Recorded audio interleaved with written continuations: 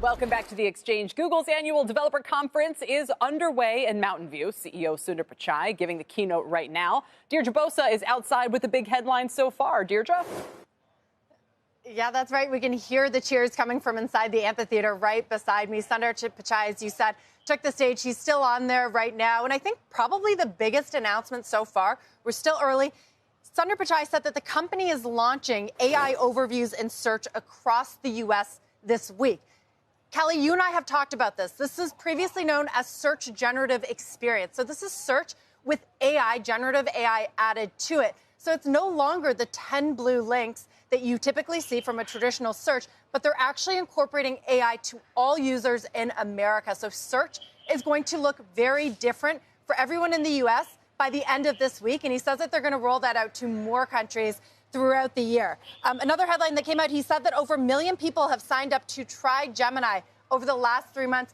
Gemini is its more pure form chatbot, like a GPT-4, like a Perplexity, more of an answer machine. And I just want to note that 1 million people in 3 months, compare that to what we saw from ChatGPT within 2 months of launch back in 2022.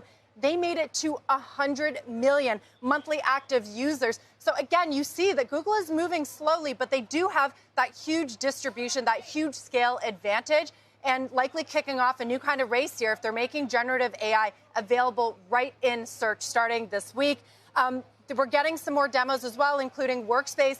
He just introduced the idea of AI agents. That's what we saw from ChatGPT that kind of front ran I/O yesterday. The idea that we're moving out of this era of chatbots into an era of AI agents that can emote, that can reason, that can have a back and forth conversation. So, Kelly, I'm going to tune back in. We see the head of AI, Demis Hassabis, taking the stage right now to find out more about what Google's AI agent is going to look like. Deirdre, if I could just steal 2 more seconds, and thank you, first of all, for pointing out the SGE thing, which now, as you said, they're calling AI overview. Got it. But you also asked a very good question the other day when we were talking, because I said I liked it as a user experience, but you said, how many ads am I seeing? The answer was not many. How big of a problem is that, or how much more could the user experience change if Google has to integrate more ads?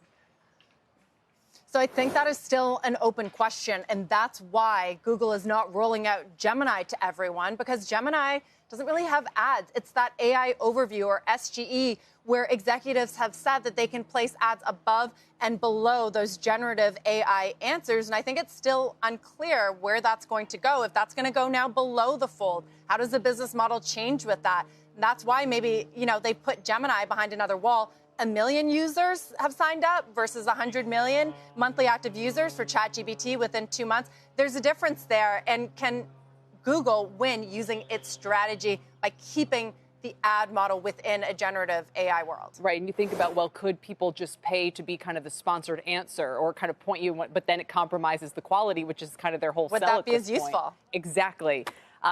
Can't wait to see how they try to solve Kelly, it. This may not even be this may be backwards looking, because what we're seeing right now are voice agents. We're not typing anything in. So true. We're not going to see links anywhere. We're going to hear a chatbot answer us. That's where we're moving, raises more questions about that model. Excellent.